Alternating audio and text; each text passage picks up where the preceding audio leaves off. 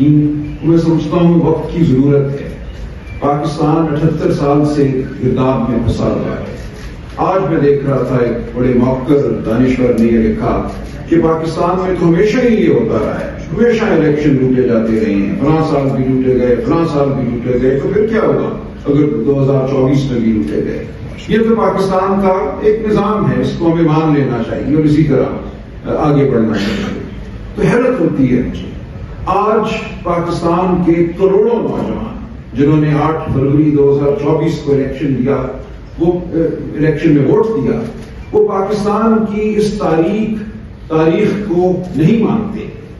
وہ ایک اجالا چاہتے ہیں، انہوں نے اجالے کے لیے ووٹ کیا تھا۔ ان کو آپ یہ نہیں کہہ سکتے کہ الیکشن تو فلاں سال میں بھی لوٹا گیا تھا، اس لیے تم بھی اب چپ کر جاؤ، تمہارا ووٹ اگر رد ہو گیا تو خاموش ہو جاؤ۔ یہ نہیں ہوگا۔ پاکستان میں آج شعور ٹھاٹھے مار رہا ہے۔ پاکستان کے نوجوان، وہ صرف نوجوان نہیں، ہم جیسے بھی جو نوجوان نہیں ہیں، اب بالکل پرعزم ہیں کہ ہم نے اس تاریخ کو بدلنا ہے۔ دیکھیں، جب جمہوریت نہیں ہوتی کسی ملک میں تو ایسا نہیں ہے کہ صرف ایک نظام حکومت فرق ہو جاتا ہے، اس ملک کا پورا جو زاویہ نظر ہے اس ریاست کا وہ تبدیل ہو جاتا ہے۔ کیا وجہ ہے کہ 78 سال سے یہ ملک شوگر مافیا اور فلانا مافیا اور سیمنٹ مافیا کے لیے کام کرتا ہے؟ ہمارے بچے جو ہیں، میں بار بار یہ یاد دہانی کراتا ہوں، 15 سال کی عمر کے بچوں میں 40% ایسے ہیں جو جسمانی طور پر، دماغی طور پر اپنی عمر سے کہیں کم ہیں۔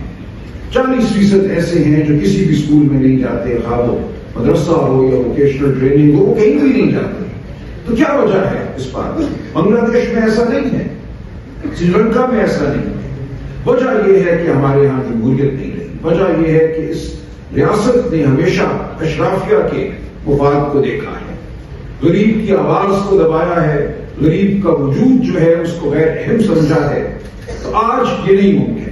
آج پاکستان کا غریب، وہ نوجوان ہو یا نوجوان نہ ہو، وہ جاگ اٹھا ہے، وہ مانگتا ہے اپنا حق، وہ جانتا ہے کہ اس ملک کے ساتھ کیا ہوا۔ ایک بڑی مثال آج ہی ہمارے سامنے آئی، پیٹرول کی قیمتیں پھر بڑھا دی گئی۔ آج پاکستان میں پیٹرول کی قیمت اور جو دنیا میں پیٹرول کی قیمت ہے اس کو 15 روپے فی لیٹر کا فرق ہے۔ اسی طرح چینی کو دیکھیے، لاکھوں ٹن چینی باہر گئی، مہنگی چینی واپس آ گئی، اس کو واپس درآمد کیا گیا۔ تو کون ہے جو یہ سب کچھ کر رہا ہے؟ اس سب کا فائدہ کس کو ہوتا ہے؟ اس کا فائدہ اسی طبقے کو ہوتا ہے جو اس ملک میں جمہوریت نہیں چاہتا۔ تو اس ملک میں 78 سال سے یہ کھیل چل رہا ہے کہ ایک طبقہ ہے جو اپنے آپ کو اشرافیہ کہلاتا ہے، وہ گٹھ جوڑ کرتا ہے ان قوتوں سے جو نظام پر حاوی ہیں، اور یہ مل کر اپنے مفادات کا تحفظ کرتے ہیں۔ تو اب ہم آپ کے سامنے پیش ہوئے ہیں کہ ہم نے آواز بلند کرنی ہے۔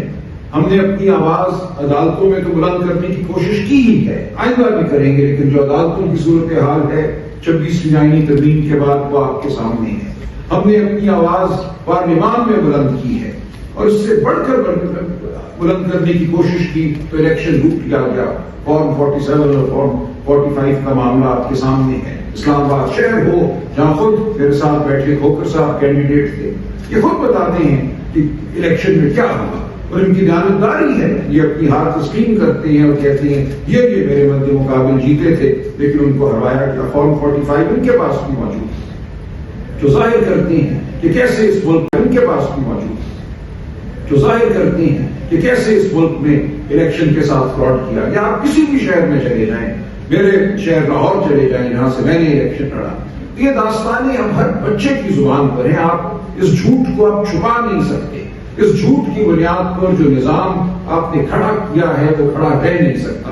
جلد یا بدیر اس نظام نے گرنا ہے، اور اس نظام کو گرانے والے آپ ہیں، ہم ہیں، ہمارے بچے ہیں، کروڑوں نوجوان ہیں جو اس نظام سے بیزار ہیں۔ تو ہم ان کا ساتھ دینے کے لیے آپ کے سامنے بیٹھے ہیں۔ ہم اخلاقی قوت سے آگے بڑھیں گے، ہم سڑکوں پہ بھی بات کریں گے، ہم ایوانوں میں بات کریں گے، عدالتوں میں بات کریں گے۔ جیسا کہا محمود خان صاحب نے، ہم کوئی جتھا نہیں ہے، کوئی ہم مسلح جتھا نہیں ہے، ہم کوئی توڑ پھوڑ کرنے والے نہیں ہیں۔ ہمارے پاس اخلاقی قوت ہے، ہمارے پاس شرافت کی قوت ہے، ہمارے پاس قانون اور آئین کی قوت ہے۔ ہم اس کو لے کر آگے بڑھیں گے، اور یہ پوری قوم آپ دیکھیں گے ہمارے ساتھ چلے گی۔ اگر کوئی یہ سمجھتا ہے کہ بس ہو گیا جو ہونا تھا، وہ قابض ہے نظام پر اور پتہ نہیں ہل سکتا، تو ایسا نہیں ہوگا۔ تاریخ نے بار بار ہمیں بتایا ہے کہ ایسے نظام آنن فانن بھگ کر کے اٹھ جاتے ہیں، جو لوگ فیصلہ کیے بیٹھے ہوتے ہیں کہ ابھی 10 20 30 سال اور حکومت کرنا ہے، ان کا نام و نشان نہیں رہتا، تو شاہ ایران ہو یا کوئی اور ہو۔ تو آپ سے یہ گزارش ہے کہ ہمارا ساتھ دیجیے، ہم پہ نظر رکھیے، دیکھیے کہ ہم کیا کرتے ہیں، ہمارا نظریہ کیا ہے، ہمارا لائے عمل کیا ہے۔ ہم آپ کے سامنے پاکستان کی جگانگت کے طور پہ بیٹھے ہیں، تمام مسلک آپ کے سامنے بیٹھے ہیں، تمام خطے آپ کے سامنے بیٹھے ہیں، بلوچ، پختون، پنجابی، سندھی۔ تو یہ ایک خوبصورت ایک گلدستہ ہے جس کو لے کر ہم آگے بڑھیں گے۔ اس میں نہ کوئی نسل کی تفریق ہے، نہ کوئی مسلک کی تفریق ہے، نہ جغرافیہ کی تفریق ہے، یہ پورے پاکستان کی آواز ہے جس کو ہم بلند کریں گے۔ میں تھوڑا سا عرض کر دوں، اگر ہم نے اس تنظیم کو ڈھانچہ دیا ہے، اس کے جو چیدہ عہدیداران ہیں ان کا میں آپ کو بتاتا چلوں۔ ہمارے چیئرمین اس تحریک تحفظ آئین کے مشر محمود خان اشرفزئی صاحب ہیں، وائس چیئرمین علامہ ناصر عباس صاحب ہیں، بی این پی مینگل کے اختر جان مینگل صاحب ہیں، اسی طرح سندھ یونائٹڈ پارٹی کے زین شاہ صاحب ہیں، میرے ساتھ بیٹھے مصطفیٰ نواز کھوکھر صاحب بھی اپنا رول ادا کریں گے۔ مولانا شیرانی صاحب سے ہم نے درخواست کی ہے کہ ان کی جانب سے بھی ہمیں نام دیا جائے عہدے کے لیے، وائس چیئرمین کے لیے۔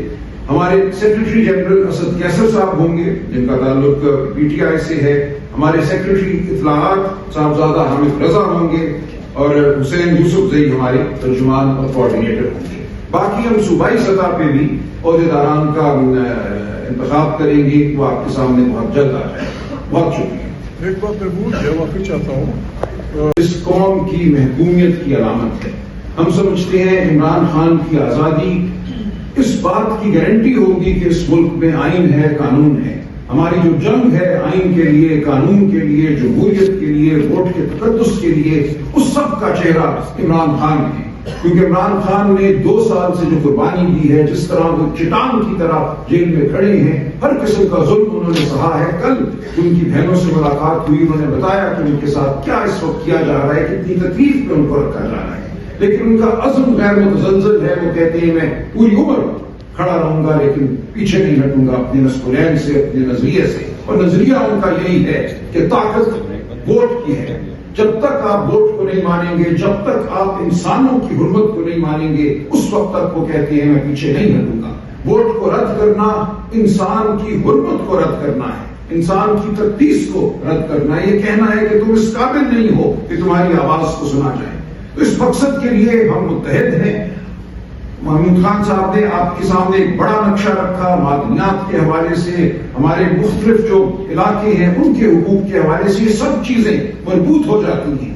ان سب چیزوں کا مقصد یہی ہے کہ پاکستان میں پاکستانیوں کو حقیقی آزادی ملے، ان کو اپنے حقوق ملے، اور اس سب کا چہرہ آج عمران خان صاحب ہیں۔ اس لیے ہمارا بڑا نصب العین عمران خان کی رہائی ہے۔ شکریہ۔ بسم اللہ الرحمن